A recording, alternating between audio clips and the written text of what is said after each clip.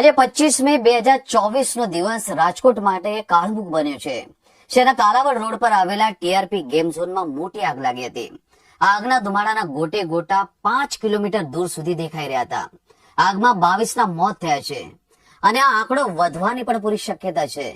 માત્ર અડધા કલાકમાં જ એક બાદ એક એમ 22 મૃતદેહ હોસ્પિટલમાંથી ખસેડવામાં આવ્યા હતા. આ ઘટનામાં 10 થી વધુ લોકોનું રેસ્ક્યુ પણ કરવામાં આવ્યું છે. હજી પણ ગેમ ઝોનમાં લોકો ફસાયા હોવાની શંકા વ્યક્ત કરવામાં આવી રહી છે.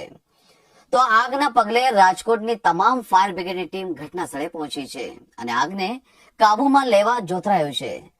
મૃતકોના પરિવારજનોમાં હૈયાફાટ રુદનથી ઘટના સ્થળે કરુણ દ્રશ્યો પણ સર્જાયા છે.